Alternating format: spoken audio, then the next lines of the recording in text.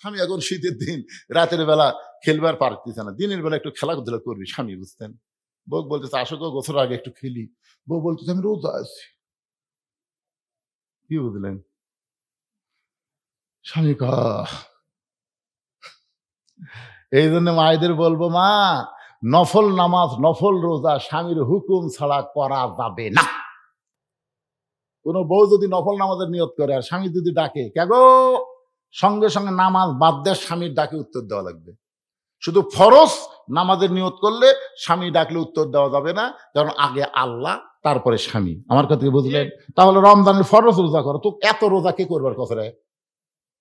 হ্যাঁ, রোজা যদি করবার চাস 50 বছরের পরে কর, যখন খেলাধুলা করার শক্তি থাকবে না তখন রোজা কর। এই জুয়ান বয়স,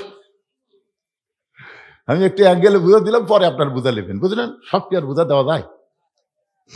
আল্লাহ রাসূল বলেন, ফাতেমা সারা বছর রোজা থাকা লাগবে না, মাসে বছরে কয় মাস? 1 মাস রোজা থাকলে রোজার হক আদায় হবে। ও ফাতেমা, সবসময় স্বামীর খেদমত করা লাগবে না। স্বামী যখন খেদমত চাবে তখন খেদমত করবা, নিজের ইচ্ছায় স্বামীর খেদমত করবা না। স্বামী চাইলে খেদমত করবা। মায়েরা শোনেন শোনেন, আপনি যখনই নিজের ইচ্ছায় স্বামী খেদমত করবার যাবেন, তখন বোঝা যাচ্ছে আপনার মধ্যে শয়তানি আছে। শয়তানি আছে, হয় স্বামীর বাপের বিরুদ্ধে, না হয় মায়ের বিরুদ্ধে ওয়াজ করবে। তাছাড়া হঠাৎ এরা এত এত রাবিয়া হলো কোথা থেকে? এই জন্য রাসূল বলেছেন, স্বামী যখন খেদমত চাবে তখন স্বামীর খেদমত করবে। আল্লাহ নবী চোখের পানি নিয়ে বললেন, ফাতেমা শুধুমাত্র পর্দা, শুধুমাত্র সতীত্বের হেফাজত, পর্দা করা, এটার কোনো ওয়াক্ত নাই মা, এটার কোনো সময় নাই, এটা সব সময় ফরজ। মেয়েদের যে আমলটা সব সময় করা লাগবে তার নাম কি? জোরে কর না কেন ভাই রে? আপনাকে এলাকার মেয়ে মানুষ মারা গেলে আপনার কয় কাপড় দেন? 5টা দেন। আচ্ছা আপনারা বলেন তো, মরদ মানুষ আপনারা জানেন যে মেয়েদের যে পুরুষের চাইতে 2টা কাপড় বেশি লাগে, এই 2 কাপড় কোন জায়গায় বান্ধে? এটা শুনালেন, যদি না জানেন তো জানে নেবেন। একটা হলো সিনা বান, মানে বুকত বান্ধে, আর একটা হলো মাথাত বান্ধে। এখন বলেন তো, মরার পরে মাথাত কাপড় বাঁধলো, কিন্তু বাঁচা থাকতে চুল বেচা খেলো, তাহলে কি হবে কোন তো? না না, বেঁচে থাকতেই মাথার চুল বেচা খেলো।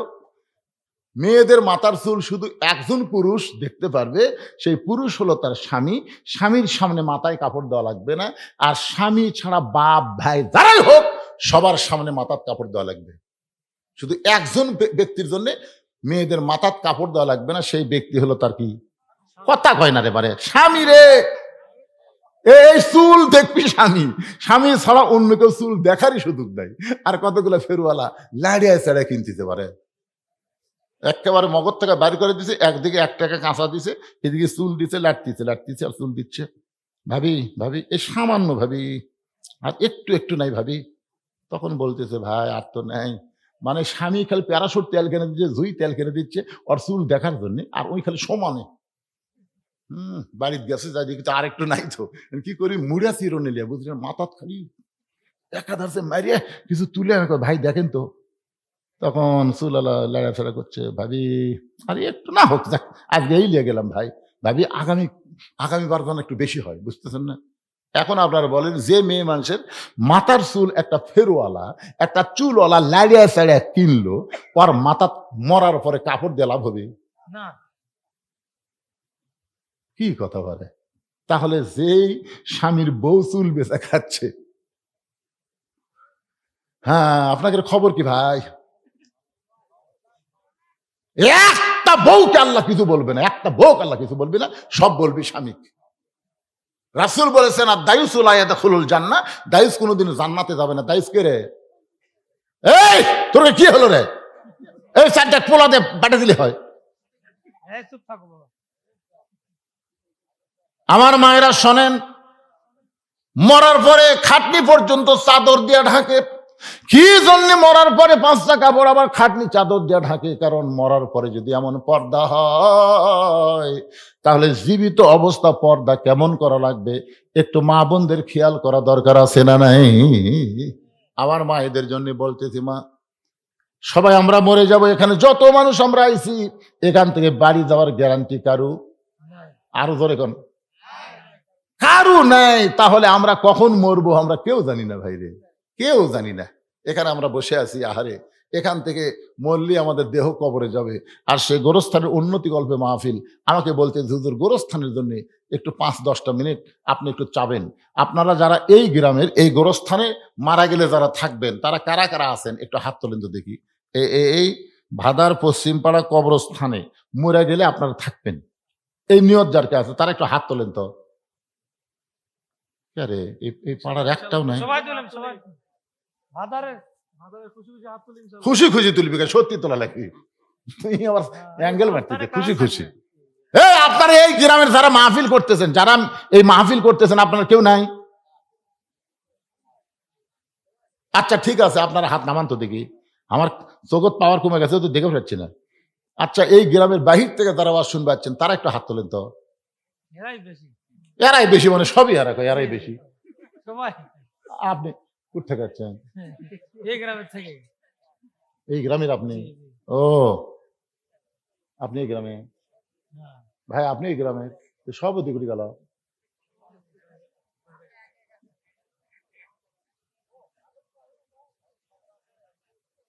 না শোনেন, বাহিরে যারা আসছেন, আপনারা যারা বাহিরে আছেন, বাইরে থেকে যারা আছেন, তাদের কাছে আমার কোনো চাপ নাই, তাদের কাছে কোনো চাপ থাকবে না। আপনার খুশি মতো, আপনাদের বাপ মা কবরে গেছে, যাদের দাদা দাদি কবরে গেছে, শুধুমাত্র তাদের কবরকে জান্নাতের টুকরা বানানোর জন্য এই গোরস্থানের উন্নতি কল্পে একটা কোরআন শরীফ বাবদ 500 টাকা দিবেন। একটা কোরআন শরীফ বাবদ, কোরআন শরীফ দেওয়া লাগবে না, একটা কোরআন শরীফ বাবদ 500 টাকা দিবেন। 500 টাকা দেওয়া মাত্র আমি দোয়া করে দেব, আল্লাহ যেন আপনার বাপ মার কবরকে জান্নাতের টুকরা বানায় দেয়। বাপ মা যদি শীতের দিন বাঁচা থাকতো রে, কত কি কিনে দেওয়া লাগতো না? আজকে সেই মা বাপ মা অন্ধকার কবরে গেছে, একটু বাপ মা রুহের মাগফিরাতে 500 টাকা কেউ দিবেন যে হুজুর একটা কোরআন শরীফ বাবদ আমার বাপ মায়ের কবরকে জান্নাতের টুকরা বানানোর জন্য 500 টাকা দিয়ে দিলাম। যারা বাইরের লোক আছেন তার কাছে আমার দাবি, আর এই গ্রামের যারা এলা 500 টাকার খাওয়া আছে, ভাই আপনি কত দিবেন কোন তো দেখি কোন? 500 দিলাম। এই গ্রামের লোক আপনি 500 চাইলেন যে হুজুর প্রথমে 500? না না, সেটা এই গ্রামের এই শুনবারই পারিনি। যারা এই গ্রামের বাহির থেকে আসছেন তার কাছে চাই আমি, আর যারা গ্রামের লোক তারা 500 দিলে হবি না, এই কথা কইছে। কি শুনলো রা? কোন কোন কোন কোন কোন? আপনি দিয়ে শুরু হোক, এই ডান থেকে শুরু। 500 নগদ ইনশাআল্লাহ। নগদ দিলেন 500, বাকি কত দিবেন কোন? বাকি আরো 500, 1000 টাকা। ওই 500-র উপর বোধহয় হিসাব জানে না, বুঝলেন? আমার এক দাদি আসলো, 20-এর উপর হিসাব জানতো না, তখন 20 করে করছিল। ভাই কয় কোটি টাকা? 5 কোটি টাকা আছে। 5 কোটি মানে 20-র উপর হিসাব জানে না, এই 500-র উপর জানে না। শেরপুর থেকে এক ভাই 500 কোরআন শরীফ বাবদ। এই যে বাবা শেরপুরে কে দিল রে? এটা কিন্তু কোরআন শরীফ বাবদ দাদা। তোমার কে কে মারা গেছে? কে কে মারা গেছে বাবা? দাদা দাদি নানা নানি রোহের মাগফিরাতের জন্য কোরআন শরীফ বাবদ 500 টাকা দান করেছে আল্লাহ। দাদাদির কবরকে জান্নাতের টুকরা বানায় দেন। মায়ের জন্য বহু দূর থেকে আইছে দোকান নিয়ে। কে মারা গেছে? বাবা মা দুইজনই মারা গেছে রোহের মাগফিরাতে। কোরআন শরীফ বাবদ 500 টাকা দান করলো। আল্লাহ বাপার কবরকে জান্নাতের টুকরা বানায় দেন। জোরে বলে আল্লাহুম্মা আমিন। ভাইরে দুনিয়ার টাকা দুনিয়াতেই পড়ে থাকবে। আমি বলতেছিলাম ওসমান গনিকে আল্লাহ বলল, আল্লাহ নবী বলল, ওসমান আল্লাহ তোমাকে কত সম্পদ দিয়েছে তুমি কি হিসাব জানো? মনে আছে আপনাদের? ওসমান গনি বলেন, আল্লাহ ওগো আল্লাহ নবী, হিসাব যদি না জানি তাহলে যাকাত কেমনে দেব? রাসূল বললেন, তাহলে কত সম্পদ তোমাকে আল্লাহ দান করছে তুমি একটু বলো। ওসমান গনি বলতেছে, ইয়া রাসূলুল্লাহ, আল্লাহ আমাকে যত সম্পদ দান করেছে এই সম্পদগুলো যেই গুদামে রাখি, ওই গুদামে তালা দিয়া ওই তালার চাবি টানতে একটা উট হিমশিম খায়। সুবহানাল্লাহ বলতেছে না, বুঝতে পারেননি? মানে আল্লাহ আমাকে যত সম্পদ দিছে এই সম্পদ গুদামে রাখে, ওই গুদামও তালা দিয়ে ওই তালার চাবি টানতে একটা উট হিমশিম খায়। রাসূল বলল, ওসমান আল্লাহ যদি সমস্ত সম্পদ যদি তোমার কাছে আবার ফেরত চায়, এত সম্পদ আল্লাহ তোমাকে দিয়েছে, এই সম্পদ যদি তোমার কাছে ফেরত চায় তুমি কি করবা? ওসমান গনি মারলেন দৌড়। সাহাবীরা বলতেছে, ইয়া রাসূলুল্লাহ, ওসমান গনি জিহারে দৌড় মারলো। রাসূল বললেন, একটু ধৈর্য ধরো। কিছুক্ষণ পরে সাহাবের নবী তাকায় দেখে ওসমান গনি ওই উটটা রশি টেনে টেনে নবীর কাছে নিয়ে এসে বলতেছে, ইয়া রাসূলুল্লাহ, শুধু গুদামের মাল না, গুদামের তালা না, তালার চাবি বহনকারী এই উটটাও আমি আল্লাহকে দিয়ে দিলাম। রাসূল বলে, ওসমান সবই যদি আল্লাহকে দিলা তাহলে তোমার সঙ্গে তোমার জন্য রাখলা কি? ওসমান গনি বলতেছে, একটা মুসলমানের জন্য আল্লাহ নবী ছাড়া আর কিছু দরকার নাই। তাহলে জীবন দেওয়ার মালিককে, মৃত্যু দেওয়ার মালিককে। তাহলে মরাটাও বিশ্বাস করা লাগবে, খালি বাঁচাটাই বিশ্বাস করবেন? ইমানের সাথে তার মৃত্যু হোক, এই দোয়াটাই হলো সবচাইতে দামি দোয়া। জোরে কোন কথা ঠিক কিনা?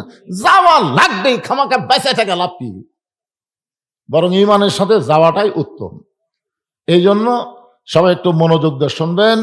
কবরস্থানের উন্নতি কল্পে আজকের এই জান্নাতের বাগানে, আজকের এই মাহফিলের সম্মানিত সভাপতি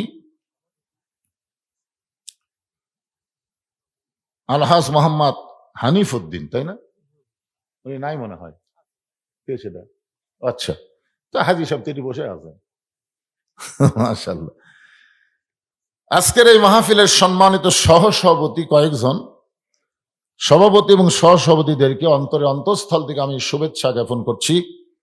আজকের এই মাহফিলের সম্মানিত প্রধান অতিথি আলহাজ কাজী মৌলানা মোহাম্মদ রকুনুজ্জামান। গতবার আমার ভাইকে আমি দেখছি, এবারও দেখলাম। কি ঘুম ধরতেছে নাকি? ঘুম পড়া চলবে না, এটি বসতে হবে। আচ্ছা আচ্ছা। আজকের এই মাহফিলের সম্মানিত বিশেষ অতিথিবৃন্দ, সম্মানিত সুধীজন, আজকের এই মাহফিলের সম্মানিত ওলামায়ে কেরাম, সম্মানিত বক্তাগণ, আমার সামনে যারা বসে আছেন খুব কষ্ট করে আরামের বাড়ি আরামের ঘুমকে বাদ দিয়া কোরআন হাদিসের মহাব্বত কলিজার মধ্যে নিয়ে আজকের এই জান্নাতের বাগানে আমার সামনে যারা বসে আছেন, যাদেরকে আল্লাহ তাআলা কবুল করেছেন, সুবহানাল্লাহ বলেন। একটা কথা মনে রাখবেন যে আপনি নিজের ইচ্ছায় কিন্তু এখানে আসতে পারেন নাই। আল্লাহ যদি না চাইতো আমরা এখানে আসতে পারতাম? কত মানুষই তো আপনাদের ভাদার গ্রামে আছে, সবাইকে আসতে পারছে? একমাত্র আল্লাহ যাদেরকে পছন্দ করেছে, কেবলমাত্র তারাই আমার সামনে বসে আছেন। আমি আমার অন্তরের অন্তঃস্থল থেকে আপনাদের সবাইকে শুভেচ্ছা জ্ঞাপন করছি। সম্মানিত মা বোনেরা, পর্দার অন্তরালে বসে বসে যারা আলোচনা শুনতেছেন, তাদেরকে শ্রদ্ধা জ্ঞাপন করে দীর্ঘ 1 বছর পরে আমি জানতে চাচ্ছি আপনারা সকলে কেমন আছেন? আলহামদুলিল্লাহ রব্বিল আলামিন। যে আল্লাহ শারীরিক সুস্থতা, মানসিক প্রশান্তি দান করে আজকের এই জান্নাতের বাগানে আমাদের কবুল করলেন, আমরা সে আল্লাহর উপর খুশি না বেজার? তাহলে জবান খুলে সমস্বরে সকলে বলবো, রব্বানা লাকাল হামদ হামদান কাসীরান তাইয়িবান মুবারাকান ফিহি। আমরা এমন একজন আল্লাহ পাইছি ভাই, যে আল্লাহ পাওয়া হলো ভাগ্যের ব্যাপার। ধরে কোন সুবহানাল্লাহ। কত মানুষ দুনিয়াতে বসবাস করে, কেউ ভগবান পাশে, কেউ গড কয়, কেউ ঈশ্বর কয়, কে কি কয় তার ঠিক নাই। আবার আমাদের মুসলমানের মধ্যে কিছু লোক আছে, ওরা আবার অহংকার করে আল্লাহ না কয়, কয় উপরওয়ালা। এরকম কিছু আছে না নাই? সেদিন দেখলাম বাংলাদেশে একটা বড় একজন নেতা ভাষণ দেওয়ার বলতেছে, উপরওয়ালার ইচ্ছায় আমরা ভালোই আছি। আচ্ছা, উপরওয়ালা এটা কে?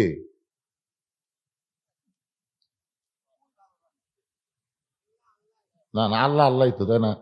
একটা লোক যদি সবসময় জিকির করে উপরওয়ালা উপরওয়ালা উপরওয়ালা উপরওয়ালা, ওই একটা সব পাবে?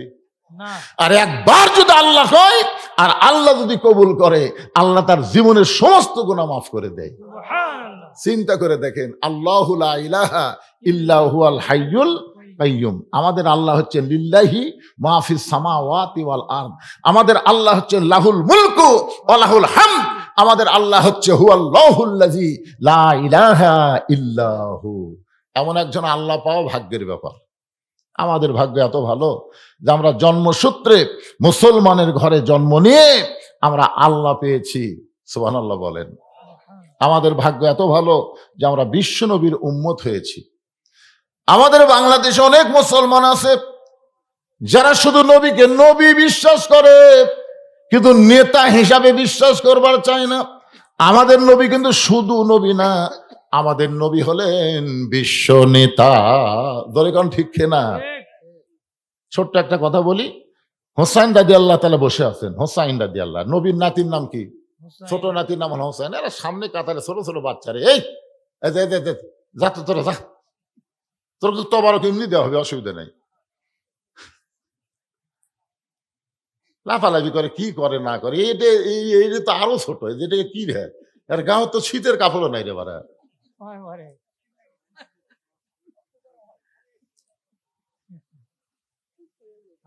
না না, শোনেন শোনেন, ছোট ছোট বাচ্চারা আসলে মাহফিলে আসায় একটা আল্লাহর রহমত। সুবহানাল্লাহ বলেন। কারণ এদের মা ভালো পারে, এদের আসলে খোঁজটা দেখেন, এদেরকে মা ভালো, ভালো মায়ের সন্তান হওয়ার কারণে ভালো জায়গায় সামনে কাতারে এরা চান্স পাচ্ছে। আর যারকে মাও খারাপ, এরা মেলার মধ্যে ঘুরতেছে। যাই দেখেন একটা ছেলে যে ঘুরতেছে, এ কেন ঘুরতেছে, ওর মাও জিজ্ঞেস করেন। ওর ঘোরার কারণ হলো, উনি যখন মায়ের পেটে আসছিল তখন মাও পেটত দিয়ে গোটা পাড়াই ঘুরেছে, ওই পেটের মধ্যেই ঘোরনি বেরম পাচ্ছে। কথা বুঝলেন না?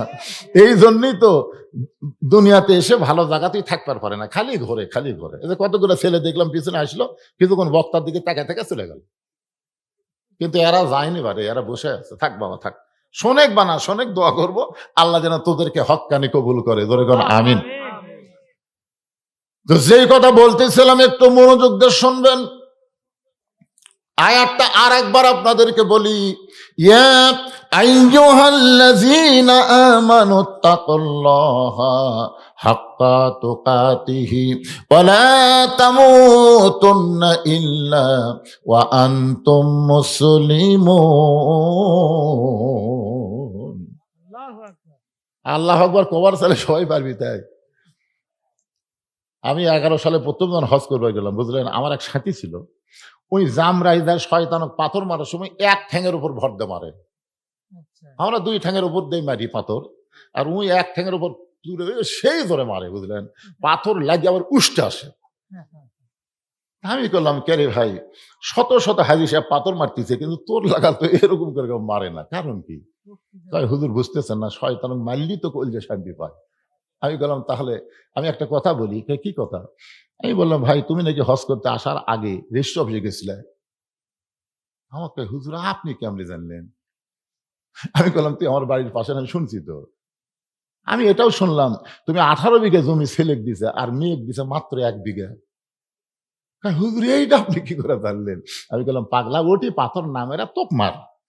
কারণ ওই শয়তানের চাইতে তুই হলো বড় শয়তান, যে আল্লাহর কোরআনের ফারাজকে অস্বীকার করে নিজের ইচ্ছা মতো বন্টন করে। সে কোনোদিন ইনসান হতে পারে না, সে মানবরূপী বড় শয়তান। জোরে কোন কথা ঠিক কিনা? তো মানবরূপী যারা বড় শয়তান, তারা আল্লাহু আকবার বলবার পারবে না ভাই। আল্লাহু আকবার বললে শয়তান থাকে না, শয়তান দৌড় দেয়। কিন্তু যার মধ্যেই শয়তান বসে আছে, তার জবান দিয়ে আল্লাহু আকবার বের হবি না। আমাদের বাংলাদেশে বহু বড় বড় দল দাবি করে আমাদের দল সবচেয়ে বড়, ওই দলের মধ্যে কিন্তু আল্লাহু আকবার নাই। দেখছেন, বহু স্লোগান আছে আল্লাহু আকবার নাই। কারণ কি? যেই দলে আল্লাহু আকবার থাকবে না, ওই দলই হলো শয়তানের দল। ধরে বলেন, কারো দল কথা কন না কেন? কোনটা আল্লাহর দল, কোনটা শয়তানের দল, এটা আবার চিনার লাগে। যেই দলের মিছিলে দেখবেন আল্লাহু আকবার নাই, বুঝবেন ওই পুরা দলই শয়তান। আর যেই দল ছোট হোক, কিন্তু যদি আল্লাহু আকবার তাকবীর দিয়ে মিছিল শুরু করে, তাহলে বুঝবেন এরাই হচ্ছে আল্লাহর দল। তো আপনারা কোন দলত আছেন? আল্লাহর দলে। তো একটা সাটানা তাকবীর দেওয়া লাগবে, বুঝলেন? নারায়ে তাকবীর, আল্লাহু আকবার, নারায়ে তাকবীর, আল্লাহু আকবার, নারায়ে তাকবীর, আল্লাহু আকবার। আল কোরআনের আলো সংসদে জালো, আল হাদিসের আলো সংসদে জালো, নারায়ে তাকবীর, আল্লাহু আকবার। মোটামুটি একটু কি মনে হচ্ছে? ঘড়ির দিকে তাকায় দেখেন রাত 10:30 পার হয়ে গেছে, কিন্তু এই তাকবীর দেওয়ার কারণে আপনাদের চেহারা মনে হয় কেবল রাত 8টা বাজতেছে। শীতও কমে যাবে, ক্লান্তিও চলে যাবে। তাকবীরে এমন স্পেশাল একটা পাওয়ার আছে, আশেপাশে শয়তান থাকলে ওরাও পালায়ে যাবে। সুবহানাল্লাহ কোন না কেন? তো এখন হোসেন রাদিয়াল্লাহু নবীর ছোট নাতি বসে আছে, আপনারা যেরকম বসে আছেন এরকম বসে আছে। ইতিমধ্যে ইয়াজিদের কিছু লোক, কার লোক? ইয়াজিদের কিছু লোক এসে হোসেন রাদিয়াল্লাহকে বলতেছে যে আপনার নানা হচ্ছে বিশ্ব নবী। কথাটা খেয়াল করবেন। আপনার বাবা হচ্ছে বিশ্ব আলেম, আপনার মা হচ্ছে খাতুনে জান্নাত। এমন একটা ঘর থেকে, এমন একটা বংশ থেকে আপনার জন্ম হয়েছে, আপনি খালি বসে থাকবেন, যা চাবেন তাই পাবেন। কথাটা কি খেয়াল করেন আপনারা? করছেন যে আপনার বাবা নানা হলো বিশ্ব নবী, আপনার বাবা হলো বিশ্ব আলেম, আপনার মা হলো খাতুনে জান্নাত। আপনাকে দৌড়াদৌড়ি করা লাগবে কেন? খালি ঘরের মধ্যে বসে থাকবেন, আপনি কি চান? পীরের বেটা পীর নাকি কন? আপনি চান কি? যা চাবেন তাই পাবেন। এমন কথা শোনার পরে হোসেন রাদিয়াল্লাহু দাঁড়িয়ে গেলেন। যে লোকেরা বললেন বসে থাকলেই পাবেন, আর হোসেন রাদিয়াল্লাহু বসে না থেকে দাঁড়িয়ে বললেন, রে ইয়াজিদের সামসারা, তোমরা যদি আল্লাহর বান্দা হইতে তাহলে আমার নানাকে শুধু বিশ্ব নবী বলতা না, আমার নানা হলো বিশ্ব নেতা। তোমরা একটা বলতেছ বিশ্ব নবী কও, তো বিশ্ব নেতাকে? হ্যাঁ, আজকে বাংলাদেশে কিছু মুসলমান এরকম আছে, নবীর প্রতি দরুদ পড়ে, নবীর সালাম করে মিলাদের ভিতরে, কিন্তু নবীর সমাজ গড়ার কাজে অনেকের দ্বন্দ্ব মনে বাজে। ওয়াজ করতে গেলে হুজুর রাজনীতি দান করেন না, রাজনীতি দান করেন না। আরে পাগলা, আমি হলাম পানশা হুজুর, সবচাইতে বড় হুজুর, হিজরত করার পরে মদিনায় 10 বছর রাষ্ট্র পরিচালনা করেছে। জোরে কোন কথা কন না কেন? তাহলে আমাদের নবী রাজনীতি করেনি? নবীর নেতৃত্বে 27টা যুদ্ধ হয়েছে। নবী নিজে সেনাপতি হয়ে বাতিলের বিরুদ্ধে 27টা যুদ্ধ করছে। আপনি কি মনে করেন আমাকে নবী খালি নামাজই পড়ছে? হ্যাঁ, চিন্তা করেন। এখন সেই নবীর জীবনী থেকে যদি ওয়াজ করি খালি বিশ্ব নবী, কিন্তু নেতার কথা কইলাম না, তাহলে কি ইসলাম পূর্ণাঙ্গ হলো?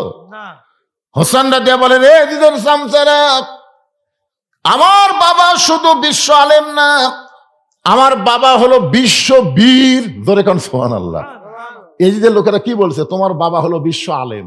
হোসেন বলতেছে আমার বাবা শুধু বিশ্ব আলেম না, আমার বাবা হলো বিশ্ব বীর। আপনারা বলেন তো, হযরত আলী কি শুধু বড় আলেম ছিল না বড় বীরও ছিল?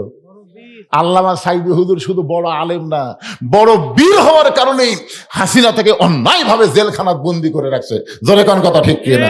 খালি যদি বড় আলেম হতো, কত বড় আলেম আছে বাংলাদেশও, একটাকে ধরে না। তার মানে কি?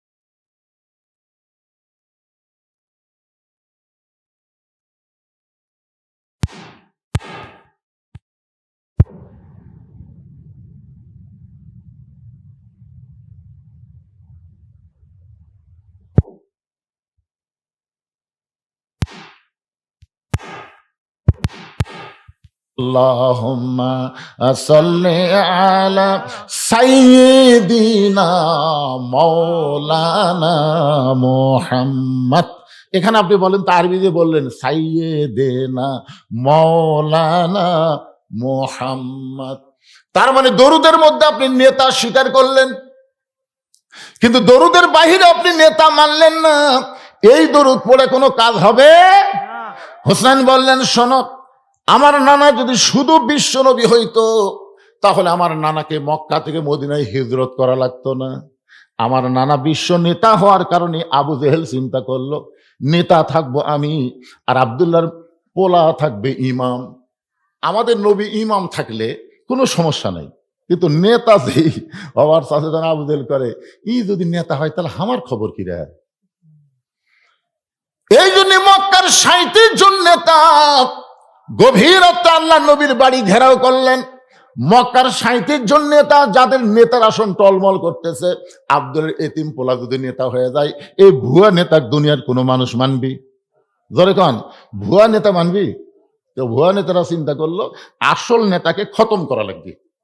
এই নেতা হওয়ার আগেই দুনিয়ার থেকে একে বের করে দেওয়া লাগবে। এই জন্য গভীর রাত্রে 37 জন নেতা আল্লাহ নবীর বাড়ির চারিধার ঘেরাও করছে হত্যা করার জন্য। সবার হাতে একটা করে লাঠি আছে, কেউ বর্ষা লিছে, কেউ তীর ধনুক লিছে, এক একজন এক একটা লিয়ে নবীর বাড়ির চারিধার ঘেরাও করছে, নবী হত্যাই করবি। এমন সময় আল্লাহর নবী আলীর কাছে এসে কানে কানে বলতেছে, আলী রে, আমার বিছনায় তোমার ঘুম পাড়া লাগবে, শুধু ঘুম না, চাদর মুড়ি দিয়ে ঘুম পাড়বা। আলী বলতেছে, হুজুর আপনার বিছানায় যদি আমি ঘুম পাড়ি তাহলে আপনি কি করবেন? আল্লাহ রসুল বললেন, আজকে রাত্রেবেলায় আমার মক্কা ছেড়ে মদিনার পথে রওনা দেওয়া লাগবে। আলী বলতেছে, হুজুর আমি জানলাতে তাকে দেখলাম অনেকগুলো নেতা লাঠি সোটা নিয়ে দাঁড়িয়ে আছে। এতদিন তো কেউ আপনাকে হত্যা করার জন্য দাঁড়িয়ে ছিল না, তখন আল্লাহ আপনাকে হিজরতের হুকুম করলো না। আজকে সবাই যখন দাঁড়িয়ে আছে মারার জন্য, তখন আপনাকে আল্লাহ বাড়ির থেকে বার করে দেওয়ার কথা বলতেছে। আমার মনে হয় আল্লাহ ইচ্ছা করেই, এইগুলো সব আল্লাহ ইচ্ছা করে আপনাকে মার খাওয়ার জন্য করতেছে। আল্লাহ রাসূল বলেন, আলী তোমার কাজ হলো বিছনায় চাদর মুড়িতে ঘুম পড়ো, আর আমার কাম হলো হিজরত করা। জোরে কান সুবহানাল্লাহ। নবী দরজা খুলে দেখে 37 জন নেতা অস্ত্র শস্ত্র নিয়ে দাঁড়ায় আছে।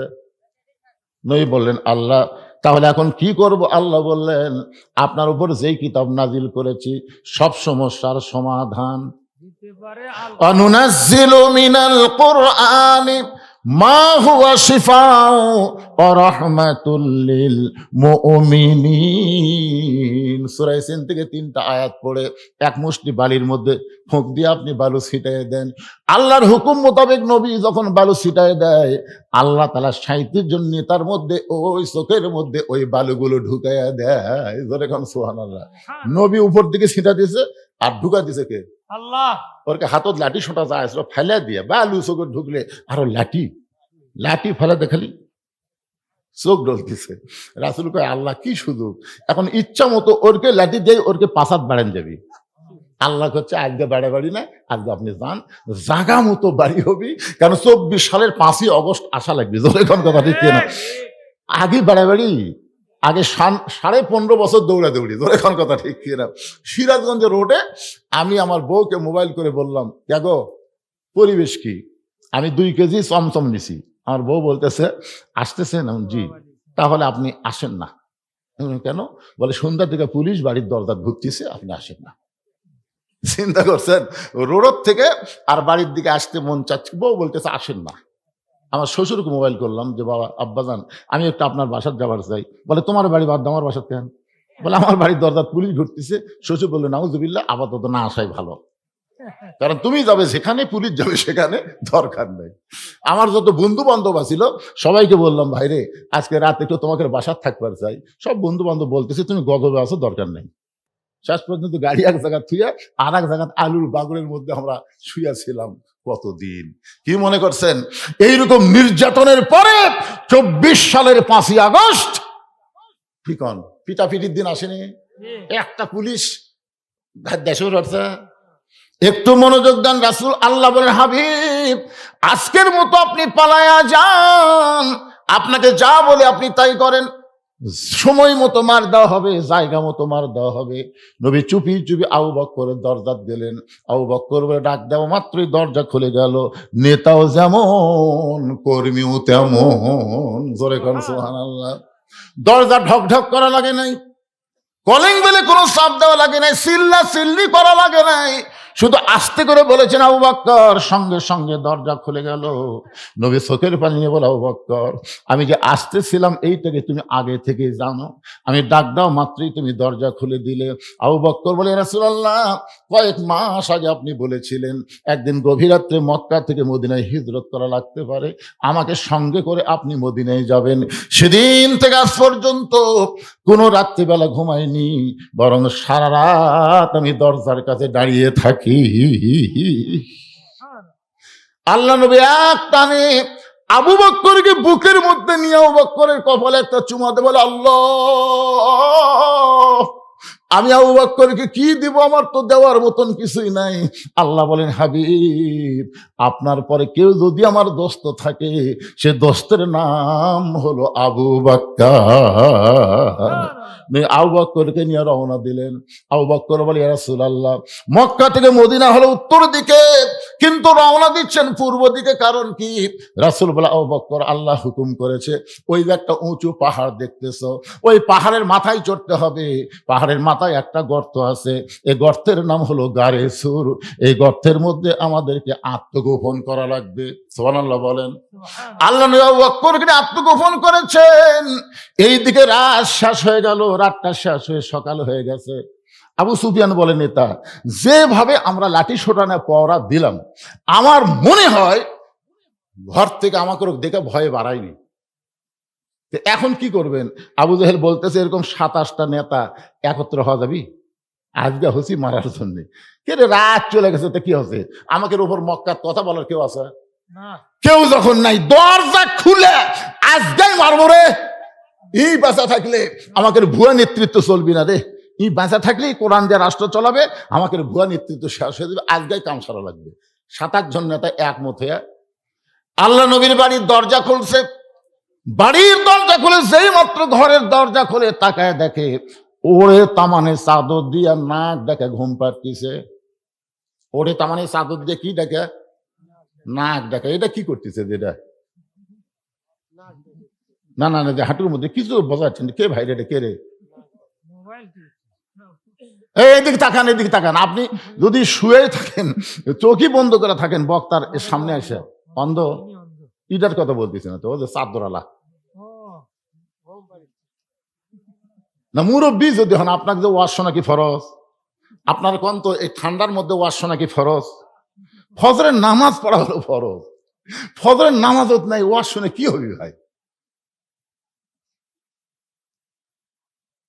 না, এরকম থাকলে আপনার দেখা দেখে অনেকে অলস হয়ে যাবে।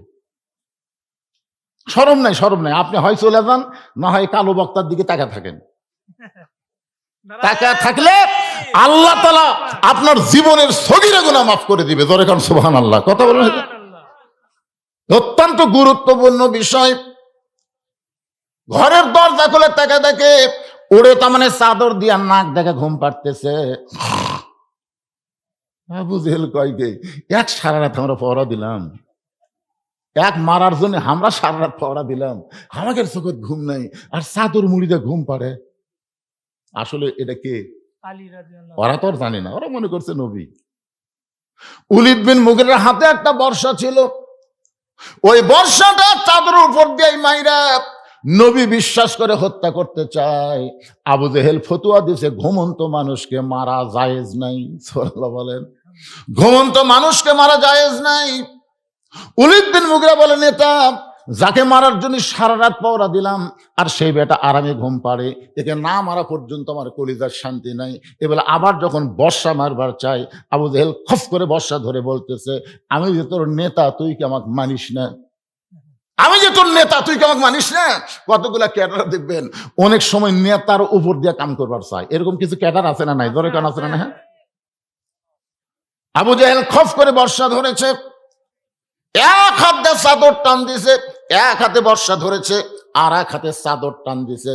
চাদর টানতে দেখে চাদরের মধ্যে যে লাখ দেখা ঘুম পাড়ে, সে আল্লাহর নবী না, সে হইল আলী। আবু জেহেল বলতেছে, কে রে আলী? এই জায়গার তো নবী থাকার কথা রে, এই জায়গা তুই ঘুম পাড়তিস, নবী গেল কোথায়? তাহলে আল্লাহ নবী গেল কোথায়? হযরত আলী মুচকি মুচকি হাসতেছে। জোরে গান সুবহানাল্লাহ। হাসার কারণ হলো দুইটা। এক নম্বর হাসার কারণ হলো, নবী নিরাপদে চলে গেছে, তোদের পহরা দিয়ে কোনো লাভ হলো না, নবী আমার নিরাপদে আছে। জোরে গান সুবহানাল্লাহ। আর 2 নম্বর কারণ হলো যে তোমরা চেতন থেকে নবী পহরা দিলে, নবী কোথায় গেল তোমরাই জানো না, আমি ঘুমের মানুষ কেমনে জানবো? এই কথা যেই মাত্র হযরত আলী বলেছে, সঙ্গে সঙ্গে আবু জেহেলের মুকুট পড়ছে ছাই, চিল্লাই বলতে, চ আমরা এখন যাই। আবু সুফিয়ান বলে, নেতা, এরই জন্যই তো আমরা তো জানলাতে বহুবার দেখছি, কিন্তু এরই জন্যই তো, ই শুয়ে না থাকলে তো এক না হয় আমরা সাইজ করি। যেই বলছে আবু সুফিয়ান নেতা, এরই জন্যই তো এই শুয়ে না থাকলে তো আমরা বুঝতে পারতাম না। তাহলে এক্সারসাইজ করি, সঙ্গে সঙ্গে হত আলী 2 হাত বাড়ায় ডাকতেছে, আয় সুবহানাল্লাহ। সুবহানাল্লাহ। 37 জন নেতার হাতে অস্ত্র আছে, আর একজন আলী সবাইকে ডাকতেছে, আয় আয়। যেই মাত্র ডাকছে আয় আয়, সঙ্গে সঙ্গে আবু জেহেল বলতেছে দরকার নাই। কারণ আবু জেহেল জানে এই আলী সাধারণ কোন আলী না, এই আলী হচ্ছে ইসলাম গালিব করার ব্যাপারে আসাদুল্লাহিল গালিব। হোসেন বলতেছে আমার বাবা শুধু বিশ্ব আলেম না, আমার বাবা হলো বিশ্ব। এ কথাটা সবাই বলতে, হযরত আলী জীবনের সম্পর্কে আপনারা জানেন না? তাহলে একটা ছোট্ট ঘটনা শোনেন। তিহিমা প্রান্তরে নবী যখন সাহাবীদের নিয়ে আলোচনা করতেছে, এমন সময় নবীর চোখ দিয়ে দর দর করে পানি পড়তেছে। তো ওসমান গনি বলে, ইয়া রাসূলুল্লাহ, এত সুন্দর আলোচনা করেন হুজুর, কিন্তু আপনার চোখ দিয়ে পানি পড়ে কেন? আল্লাহ রাসূল বলে, সাহাবীরা তোমরা জানো না, মক্কার সবচাইতে বড় বীর, তার নাম হলো আমর, উমর না, তার নাম হলো আমর। সে কাবা শরীফ ছুঁয়ে শপথ করছে যে আব্দুল্লাহর এতিম পোলাকে হত্যা না করা পর্যন্ত আমি দুনিয়ার কোনো পানি পান করব না। যে আমর 3.5 মণ ওজনের তরবারি নিয়ে যুদ্ধ করে, যে আমর যুদ্ধ করতে যায় তরবারির ওজন হলো 3.5 মণ। যে আমর প্রতি সন্ধ্যায় 21 কেজি খাদ্য খায়, প্রতি সন্ধ্যায় যে খাদ্য খায় তার ওজন হলো 21 কেজি। সাহাবীরা চিন্তা করে, আমরা সারা বছরেও তো 21 কেজি খাই না, তাহলে প্রতি সন্ধ্যায় যদি 21 কেজি খায়, আর 3 সন্ধ্যা হলে 63 কেজি। হায় হায়, কি খানে আলারে। সে কাবা ঘর সে শপথ করছে, মুসলমানের নবী হত্যা না করা পর্যন্ত আমি দুনিয়ার কোনো পানিও পান করব না। আল্লাহ রাসূল বলেন, সাহাবীরা রে, সে আমর আমাকে হত্যা করার জন্য মক্কা থেকে রওনা দিয়েছে। এই খবর জানার পরে আমার চোখ দিয়ে দর দর করে পানি পড়তেছে। ওসমান গনি বলে, ইয়া রাসূলুল্লাহ, তাহলে আমর আসার আগেই আপনি দোয়া করেন আল্লাহ যেন আমরের হাত পা অবশ করে দেয়। আমর এখানে আসার আগেই আপনি দোয়া করেন, কি করেন? দোয়া করেন আল্লাহ যেন আমরের হাত পাও কি করে দেয়? অবশ করে দেয়। হাত পাও যদি অবশ হয় তাহলে আসা পারবি? আমাকে একজন বলতে যে, হুজুর, ওসমান হাদিক যায় গুলি করে হত্যা করলো, আল্লাহ কি করলো? হায় হায় হায়, ওসমান হাদিকে যে গুলি করে হত্যা করলো, আল্লাহ কি করলো? ওসমান হাদি যদি আল্লাহর পথেরই লোক হয়, তাহলে আল্লাহ তাকে সাইজ করলো না কেন? এরকম কিছু কথা কিন্তু মানুষ বলে, উদ্ভট কথা কয় না? আবার আমার কাছে একজন বলতেছে, হুজুর, মাটির পুতুল বানায়া করিলা বেহোশ, তুমি যেমনি নাচাও তেমনি নাচে পুতুলের দাও দোষ। তুমি সর্প হইয়া দংশন করো, আবার ওজা হইয়া ঝাড়ো, তুমি চোরকে বলো চুরি করো, আবার পুলিশ হইয়া ধরো। নাউজুবিল্লাহ খান না কেন? এরকম কিছু লোক নাই, এই যে একটা আবুল সরকার বাড়াছে, আল্লাহর নাকি আগামাতা নাই, কখন কি কয় এটা আপনাকে বুঝাই দিব। ওয়ালা তামুতুন্না ইল্লা ওয়া আনতুম মুসলিমুন, মুসলমান না হয়ে মরা যাবে না, এইটা বুঝানোর জন্যই তো আপনাদের বলতে যে ভাইজান একটু মনোযোগ দিয়ে শোনেন।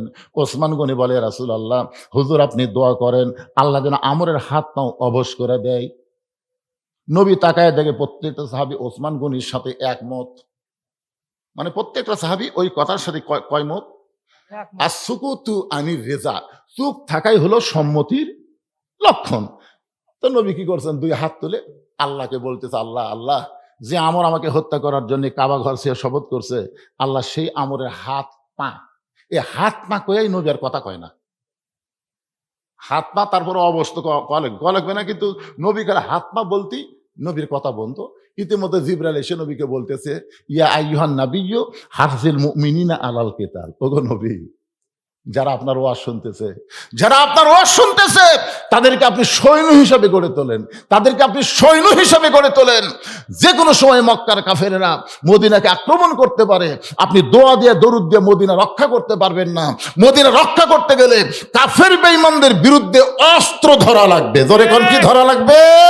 খালি এই 2 হাত না, এই 2 হাতত লাঠি দেওয়া লাগবে। খালি দোয়া দিয়ে কাম সারবেন। মুয়াজ্জিন বলতেছে, হুজুর, যে হারে গ্রামে চুরি শুরু আছে, একটু দোয়া করেন তো আল্লাহ চোরের হাত থেকে যেন ভাদারকে বাঁচাই। এখন ইমাম সাহেব বলতেছে, এশার নামাজের পরে সবাই বসবেন। ভাই, কেউ যাবেন না। সবাই বসেছে, বলে 3 বার সূরা ইখলাস পড়েন, 11 বার দরুদ শরীফ পড়েন, 7 বার আস্তাগফিরুল্লাহ পড়েন। পড়ার পরে দুই হাত তুলে বলতেছে সবাই আল্লাহর কাছে কাঁদবেন, ভাই আল্লাহ আল্লাহ চোরের হাত থেকে ভাদারকে তুমি হেফাজত করো আল্লাহ আল্লাহ, আর যেন এই গ্রামে চুরি না হয় আল্লাহ, চোরের হাত থেকে ওর জানলার ওই পার থেকে বলতেছে আমিন আমিন। আচ্ছা চোর আমিন আমিন করার কারণ কি জানেন? যে তোরা দোয়া করে ঘুমায় আর আমি চুরি করি। আর ইমাম সাহেব যদি বলতো চোরের হাত থেকে বাঁচার জন্য কোনো দোয়া না, প্রত্যেকটা 3 হাত করে একটা লাঠি কাটো, 3 হাত করে একটা কি কাটো, লাঠি কাটো, যে দিক দিয়ে চোর আসবে এই রাস্তাগুলো তোমরা চিহ্নিত করে গোপনে গোপনে প্রত্যেক রাস্তায় 5 জন লাঠি নিয়ে দাঁড়ায় থাকো, দেখি চোর কোন দিক দিয়ে আসে। এটা যদি চোর শোনে আমিন কবি? ওরে বাবারে, 2 হাত খালি দোয়ার জন্য না রে, এই 2 হাত হলো লাঠি ধরার হাত। আল্লাহ নবী আর দোয়া করলেন না, আমরের হাত না বলেই নবী আস্তে আস্তে হাতটা নিচের দিকে নিয়ে আসলেন। সঙ্গে সঙ্গে ওসমান গনি বললেন, ইয়া রাসূলুল্লাহ হুজুর, আমরা সবাই আপনার সঙ্গে হাত তুলে দোয়া করতে চাই, অথচ আপনি দোয়া না করে হাতটা নিচে নিয়ে আসলেন। রাসূল বললেন, সাহাবীরা রে, তোমাদের মধ্যে এমন কে কেউ আসো, ওই আমর আমি নবীর কাছে আসার আগে তার কাছে তোমরা যাবার পারবে? তোমাদের মাঝখানে এমন কেউ আছে যে আমর আমি নবীর কাছে আসার আগে ওই আমরের সামনে যাবার পারবে? এমন কি তোমাদের মধ্যে কেউ কে আছে? প্রত্যেকটা সাহাবী মাথা নিচু করে চিন্তা করতেছে, 3.5 ওজনের তরবারি প্রতি সন্ধ্যায় 21 কেজি খায়। সবাই চিন্তা করতেছে, কিন্তু পিছনে 11 বছরের একটা কিশোর, বুঝলেন, ছোট মানুষ, আর চিন্তা ভাবনা আছে। পিছন দিক থেকে কিশোর হযরত আলী দাঁড়িয়ে বলতেছে, লব্বাইক ইয়া রাসূলুল্লাহ, আমি আমরের সামনে দাঁড়াবার চাই। আল্লাহ রাসূল বলেন, এজলেস, বস। এই তুই ছোট মানুষ, তুই কি বুঝিস না? নবী বললেন, সাহাবীরা রে, তোমাদের মধ্যে এমন কে কেউ আসো ওই আমরের সামনে দাঁড়াবার পারবা? সঙ্গে সঙ্গে হযরত আলী দাঁড়িয়ে বললেন, লব্বাইক ইয়া রাসূলুল্লাহ, আমি আমরের সামনে দাঁড়াবার চাই। আল্লাহ রাসূল বললেন, আয়। যেই নবীর কাছে আইছে, নবী বলতেছেন, আলী, আমর জিহাদের ময়দানে 3.5 ওজনের তরবারি নিয়ে যায়, প্রতি সন্ধ্যায় 21 কেজি খায়। এত বড় বীরের সামনে তুই দাঁড়াবি, একটাবার তোর নিজের দিকে চিন্তা কর। আলী বলতেছে, ইয়া রাসূলুল্লাহ, আল্লাহ নবীর প্রতি বিশ্বাস স্থাপন করার পরে আমার ঈমান আমাকে বলে দিয়েছে আমি দুনিয়ার কোনো দিকে তাকাই না, আমি আমার আল্লাহর দিকে তাকায়া থাকি। ওগো আল্লাহর নবী, আপনাকে আমি এত ভালোবাসি, দুনিয়ার কোন কাফের এসে আপনাকে হত্যা করবে, আপনাকে মারবে, আর আমি আলী জীবিত থেকে এইটা দেখব, এটা কখনো হবে না। আমি আমার জীবনের চাইতে আপনাকে বেশি ভালোবাসি গো আল্লাহর নবী, আমি আমার জীবন দিব, কিন্তু কোন কাফেরকে আপনার সামনে আসতে দিব না। সুবহানাল্লাহ কোন না কেন? আমি আমার জীবন দিব, জোরে কোন কি দিব? সঙ্গে সঙ্গে আল্লাহর নবী বলে, ওসমান। ওসমান বলে, লব্বাইক ইয়া রাসূলুল্লাহ। রাসূল বলে, ওসমান, তোমার বাড়িতে কোনো তরবারি আছে? ওসমান গনি বলে, ইয়া রাসূলুল্লাহ, ওই কুরবানির সময় উট দুম্বা জব করার একটা তরবারি আছে। রাসূল বললেন, তাহলে সেটাই নিয়ে আসো। ওসমান গনি এক দৌড়ে বাড়িতে গিয়া একটা তরবারি এনে নবীর সামনে দিলেন। নবী তাকায় দেখে তরবারি ওজনে হলো 1 কেজি, লম্বায় হলো 27 ইঞ্চি। কয় কেজি? 1 কেজি, লম্বায় হলো 27 ইঞ্চি। চিন্তা করতেছেন কয় মন লিয়ে আসতেছে? 3.5 মনের তরবারি লিয়ে আসতেছে, আর ওসমানের বাড়িতে আছে 1 কেজি 27 ইঞ্চি। কি করবেন? হুজুরের গেলে তো আর অত দরকার নাই, হুজুরা বছর অন্তর কুরবানি জব করে কিছু টাকা পায়। ওসমান গনি তার কুরবানি জব করে টাকা না, তিনি অত্যন্ত কি ছিলেন? ধনী ছিলেন। কেমন ধনী? আল্লাহ নিজেই বলেছেন, ওসমান গনি। জোরে কোন সুবহানাল্লাহ। একদিন আল্লাহ রাসূল বললেন, ওসমান, আল্লাহ তোমাকে কত সম্পদ দিয়েছে, তুমি কি তার হিসাব জানো? ওসমান গনি মুচকি মুচকি হাসার বলে, হুজুর আপনি কি খান? সম্পদশালীর উপর যেদিন থেকে যাকাত ফরজ হয়ে গেছে, সেদিন থেকে হিসাব করাও ফরজ। সুবহানাল্লাহ কোন না কেন? যেদিন থেকে যাকাত ফরজ, সেদিন থেকে সম্পদের হিসাব করাও কি ফরজ। কারণ শতকরা কত টাকা? শতকরা আপনার কি ধনী লোক নাই নাকি রে? শতকরা কয় টাকা? তো শতকরা 2.5 টাকা যদি আপনি হিসাব করে যাকাত না দেন, তাহলে আপনার যাকাত আদায় হবে? আমি এক লোককে বললাম, ভাই আল্লাহ আপনাকে কিরকম সম্পদ দিয়েছে? কয়, হুজুর আমার হিসাব নেই, আমার হিসাব নাই হুজুর। তো হিসাব নেই, যাকাত দেন না? কয়, হাত আন্দাজে দেই। একটা লোক হাত আন্দাজে যদি কিয়ামত পর্যন্ত যাকাত দেয়, তার একটা যাকাতও আদায় হবে না। যাকাত দিবার গেলে হিসাব করে পাই টু পাই যাকাত দেওয়া লাগবে। জোরে কথা কর না কেন ভাইজান? শতকরা কয় টাকা? আড়াই টাকা। হাজারে কয় টাকা? হাজারে 25 টাকা। হিসাব করে, এটা একটা নামতার মতন শিখাচ্ছি। শতকরা কয় টাকা? আড়াই টাকা। হাজারে কয় টাকা? 25 টাকা। 1 লাখে কয় টাকা? 2,500। 1 লাখে কয় টাকা? 2,500। 1 কোটিতে কয় লাখ? 2.5 লাখ। 100 কোটিতে কয় কোটি? 2.5 কোটি। এই বাংলাদেশে 10,000 ধনী লোক আছে যাদের সম্পদ 1,000 কোটির চাইতেও বেশি। এই 10,000 লোকেরা যদি জাকাত পাই টুপাই দেয়, আমাদের বাংলাদেশে গরিব খুঁজতে গেলে অনুবীক্ষণ যন্ত্র লাগবে, গরিব খুঁজে পাওয়া যাবে। কথা কয় না বারে? এ যে শোনেন, কি জন্য আমরা বলি সব দেখা হলো শেষ, আগামীতে দেখবো আমরা আল্লাহর কোরআনের বাংলাদেশ। এটা কি জন্য কই জানেন? এই কোরআন যদি সংসদে যায়, 1 নম্বর নামাজ কায়েম হবে, 2 নম্বর যাকাত দেওয়া লাগবে। জোরে কোন কথা কথা কর না কেন? নামাজ কায়েম হবে, যাকাত দেওয়াই লাগবে। দিবা না? এখন চিন্তা করেন, 1,000 কোটি টাকা এরকম 10,000 লোক আছে, তারকে যাকাত দিলি আই হিসাব করেন, ক্যালকুলেটর ছাড়া হিসাব হবি না রে ভাই। আর আমাদের গরিব গুলা সুদের উপর কিস্তি লেয়। গ্রামীণ ব্যাংক আশা কি আর এই গ্রামে ঢোকার চান্স আছে? আল্লাহর কোরআন দিয়ে যখন রাষ্ট্র চলবে, একটা এনজিও থাকবে না, সব সুদ ভিত্তিক এনজিও কে মাটির তলে কবর দেওয়া হবে। জোরে কোন কথা ঠিক কিনা? কবর দেওয়া হবে। ধনীদের উপরে সংসদ থেকে নির্দেশ করা হবে, কোন গরিব তোর বাড়িতে আসবি না, তুই গরিবের বাড়ি যা। ঠেকা গরিবের না, ঠেকা হলো তোর। শতকরা 2.5 টাকা গরিব যদি না লাই, তুই জাহান্নামত যাবি। এখন ধনীরা ব্যাগ ভরা টাকা নিয়ে আসে ঢাকার থেকে, আপনাকে বাজারে আসি টাকা নিয়ে, জানেন? টাকা আসে খালি খুঁজবি, বাজারের লোকেরা চিন্তা করবি দরকার না খায় মর্ম, কিন্তু জাকাতের টাকা নেব না। আমার এক দাদা ছিল, রোজা থাকে, বহু মুরব্বী মানুষ তো, তাকে বহু লোক ইফতারের দাওয়াত দেয়, কারো ইফতার গ্রহণ কর না। তবে একদিন দাদাকে বললাম, দাদা আপনি মুরব্বী দিকে সবাই দাওয়াত দেয়, আপনি ইফতারে যান না কেন? দাদা বলতে, হ্যাঁ কষ্ট করে রোজা থাকে, সব দেবো, দরকার হলে পানি খাই ইফতার করবো রে, কিন্তু কাকু সোয়াব দিবার পারবো না। আমি বুঝাই দিলাম, দাদা কারো বলে ইফতারি করলে আপনার সোয়াবের কিছুই কমতে হবে না, তুই নতুন নতুন হুজুরে ফতুয়া দিস না তো। আমার দাদাকে কোনোদিন মরার আগে কেউ ইফতার করাবারই পারেনি। কি যে একটা বুঝ, নিজে রোজা থাকছে, নিজে পানি খাই ইফতার করবো, তাও পরের বাড়ির জমা না। এইরকম কিছু কিছু স্বাবলম্বী ইমানের দিক দিয়ে মানুষ থাকবে, যারা না খেয়ে থাকলেও জাকাতের টাকা যেই শুন জাকাত, ওর বাবারে 7 দিন ধরে গোটাল এলাকা ঘুরিছে। আপনাদের ইউনিয়নের নাম কি? বিশালপুর ইউনিয়ন। ঘুরে দেখে একটা গরিব টাকা নেয় না। এটা ওমর ইবনে আব্দুল আজিজের সময় 7 দিন ঘুরে দেখে কেউ নেয় না। মনের দুঃখে মরুভূমিতে গেছে, দেখি তো কোনো গরিব আছে কিনা। যা দেখে গাছতলাতে একজন ঘুম পাড়তেছে বস্তা মাথার দিয়ে। তুই মনে করছে যাকবারে 7 দিন পর একটা গরিব পাওয়া গেল। গরিব দেখে বস্তা মাথার দিয়ে ঘুম পাড়ার দিকে, আসসালামু আলাইকুম, বস্তাটা লাভ ধরে বলতেছে আলহামদুলিল্লাহ। বেগালা কাই কে রে, আমি তো সালাম দিলাম, তুই আল্লাহ শুকর আদায় করিস কেন? বলে 1 বস্তা টাকা 15 দিন ঘুরছি ভাই, একজন গরিব নাই। তো দেখে গরিব মনে করে আল্লাহ শুকর আদায় করছি, টাকার বস্তা লে তো। ওই কয় আমি ঘুরি ব্যাগ লে, তুই ঘুরিস বস্তা লে, তাহলে গরিব। আপনি জানেন না, যেদিন থেকে সুদকে কবর দেওয়া হবে, যাকাত ভিত্তিক অর্থনীতি চালু হবে, সেদিন থেকেই ওমা মিন দাব্বাতিন ফিল আরদি ইল্লা আলাল্লাহি রিজকুহা, আসমান থেকে মুমিন মুসলমানের জন্য আল্লাহ বরকতের সাথে রিজিকের ব্যবস্থা করবে। ধরে কোন সুবহানাল্লাহ। খালি সুদক কবর দেন। সুদের 1 টাকা খাওয়া মানে কি? এই কথা কোন, সুদের 1 টাকা খাওয়া মানে কি? আল্লাহ নবী সুদের বড় পাপ বলছে, জানে? সুদের সবচেয়ে বড় পাপ হলো আল্লাহর সঙ্গে যুদ্ধ করা।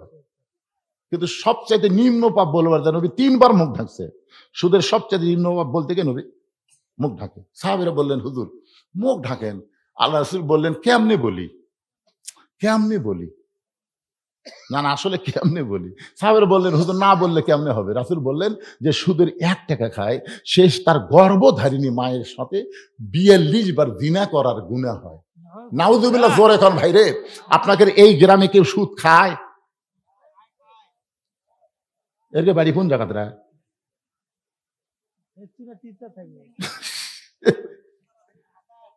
শোনেন, যদি কেউ সুদ দেয় তাকে আল্লাহ মাফ করতে পারে, কিন্তু যে খায় এটা হকুল ইবাদের মধ্যে পড়া যায়, আল্লাহ মাফ দিবে না যতক্ষণ পর্যন্ত যাদের কাছে সুদ নিছে তাদেরকে ফেরত না দেয়। আমার কথাই বুঝবার পারলেন? এই জন্য আমরা সকলে বলবো, সব দেখা হলো শেষ, আগামীতে দেখবো আল্লাহর কোরআনের বাংলাদেশ। কারা কারা রাজি? দুই হাত তোলে আমার আল্লাহকে দেখান। এ যারা রাজি তারা হাত তোলেন। লিল্লাহে তাকবীর। আল্লাহু আকবার। আল কোরআনের আলো, সংসদে জালো, কোরআন হাদিস যেখানে, আমরা আছি সেখানে। দুনিয়ার মুসলমান। এক হও। আল্লাহুম্মা আমিন। আল্লাহুম্মা আনতাস সালাম ওয়া মিনকাস সালাম, তাবারাকতা ইয়া যাল জালালি ওয়াল ইকরাম। আয় আল্লাহ তাআলা, সেই মাগরিবের নামাজের পর থেকে এখন প্রায় রাত 12টা পর্যন্ত তোমার বান্দারা এই জান্নাতের বাগানে বসে বসে কোরআন হাদিস আলোচনা শোনার শেষে আমি গুনাহগারের সঙ্গে রহমতের দরজায় ফকির হয়ে দোকানা হাত তুলেছে। মেহেরবানি করে আজকের মাহফিল আমাদের সকলের হেদায়েতের জন্য, নাজাতের জন্য, জান্নাতের জন্য কবুল করো। এই মাহফিলের শুরু থেকে শেষ পর্যন্ত যত আলোচনা হয়েছে আল্লাহ, এর মধ্যে যদি ত্রুটি হয়, ভুল হয়, মাফ করে দিও। এর যা হাদিয়া মঞ্জুর করো। সোনার মদিনায় নবী পাকের রওজা মোবারকে আল্লাহ তুমি কবুল করো। তামাম আম্বিয়ায়ে কেরাম, আসহাবে কেরাম, তাবেঈনে কেরাম, তাবা তাবেঈনে কেরাম, তামাম পৃথিবীর মাটির নিচে যত মুমিন মুমিনা শুয়ে আছে আল্লাহ সকলের ওয়াফরে হাদিয়া কবুল করো।